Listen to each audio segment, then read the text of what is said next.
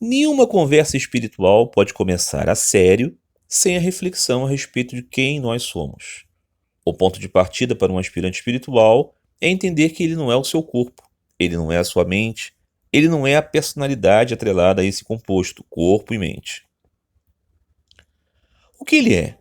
O que cada um de nós é? Nós somos uma alma espiritual e eterna, que está se vinculando a um corpo, a uma mente, e adotando a identificação com uma personalidade que é referenciada nesse conjunto. Aquele que não entende isso não poderá praticar nenhuma jornada espiritual de verdade. Ele até poderá ter uma religião, até poderá afirmar certos tópicos sobre crenças religiosas, defender imperativos morais, mas ele será apenas uma pessoa materialista, agarrada ao seu senso de identidade como um fulano, um ciclano, uma beltrana, que certo dia nasceu e no outro vai morrer. Para que ele possa ser um aspirante espiritual, ele precisa de fato entender, ao menos intelectualmente primeiro, que ele é uma alma, um ser espiritual, uma pessoa espiritual, que momentaneamente está confundido, se considerando ser João, José, Maria, Alice, brasileiro, alemão, homem, mulher, negro, branco, pardo, pobre, rico, ocidental, oriental, católico, espírita, judeu. Mas como entender isso?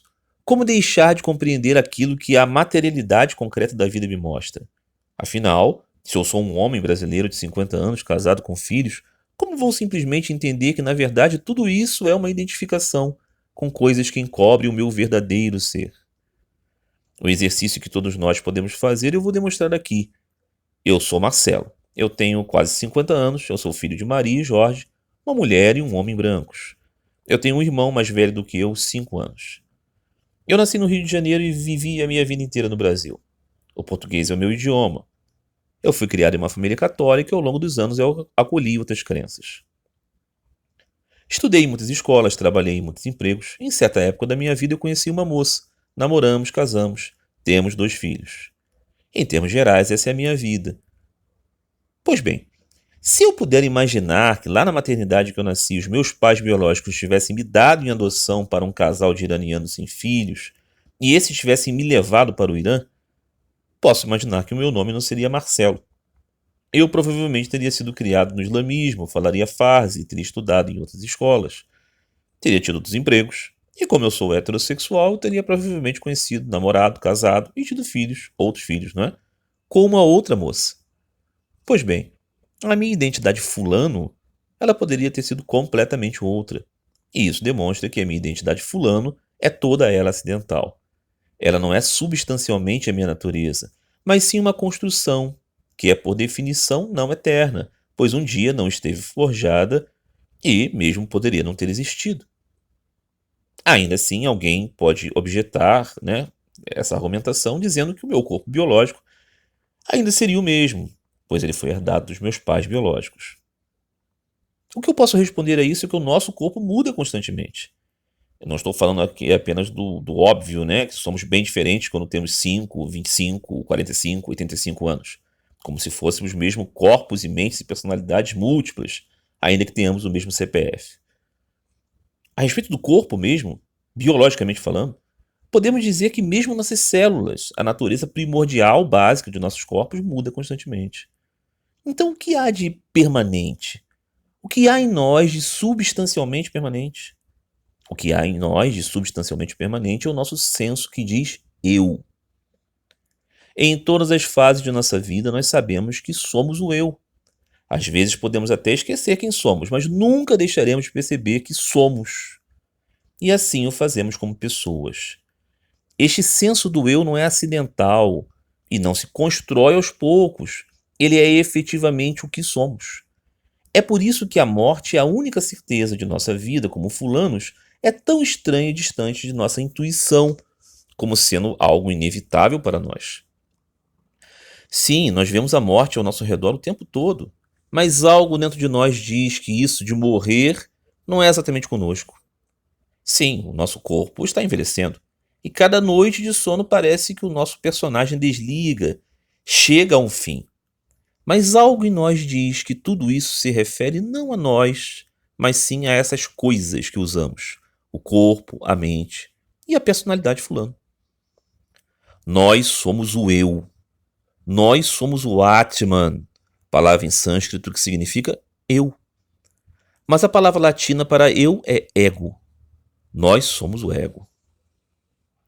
Mas então por qual razão perceber isso é significativo para que sejamos aspirantes espirituais? A questão da vida espiritual não é justamente matar o eu, matar o ego? Quando percebemos que somos este eu, ficamos a pensar qual é a natureza deste eu. Ele tem um corpo? Ele tem uma personalidade? É claro. Será que ele tem uma origem? Se pensarmos como pessoas, é porque temos uma forma, uma personalidade. Não há sentido imaginar uma consciência sem corpo e personalidade, não é mesmo? Claro que, sendo essa consciência imaterial, esse corpo e personalidade também devem ser imateriais e espirituais. O problema é que confundimos imaterial com inexistente. Na verdade, é justamente o contrário. Somos existência, consciência e bem-aventurança por sermos espirituais. Mas somos. Então a questão é que temos uma fonte. Nós viemos de alguém. Tudo que podemos imaginar tem origem, meus amigos. É claro que a nossa natureza tem uma fonte. Esta fonte é uma pessoa espiritual, pois um lobo nasce de um lobo, um coelho de um coelho, e nós, eus espirituais, advimos do eu espiritual. O caso é que este eu espiritual primordial é inconcebível, pois nunca teve ele mesmo uma fonte. Ele sempre existiu e nós sempre existimos nele. O caso é que este eu supremo nunca esteve confuso sobre a sua natureza, sobre a nossa natureza. E é por isso, por tal razão, que embora sejamos como ele, em substância somos espirituais e eternos como Deus, somos igualmente diferentes dele, pois ele é plenitude de todos e sempre autoconsciente. Quando então mensuramos essas coisas e passamos a compreender, ao menos intelectualmente, que somos pessoas espirituais eternas da parte de Deus, que é a pessoa espiritual e eterna, passamos a entender que nossas infelicidades e incompletudes e medo da morte e das misérias da vida são fruto de nosso desconhecimento concreto de quem somos e qual é a nossa fonte. Então passamos a ser aspirantes espirituais quando passamos a querer conhecer a nossa real natureza e a fonte dela. Quando então damos início à busca por Deus, como pessoas espirituais e eternas, que estamos apenas presos a uma forma mortal e transitória de fulano, ciclano e beltrana. O que então deve morrer é este eu pequeno, o eu atado às características acidentais. O eu real nunca morrerá. O que precisamos é descobri-lo.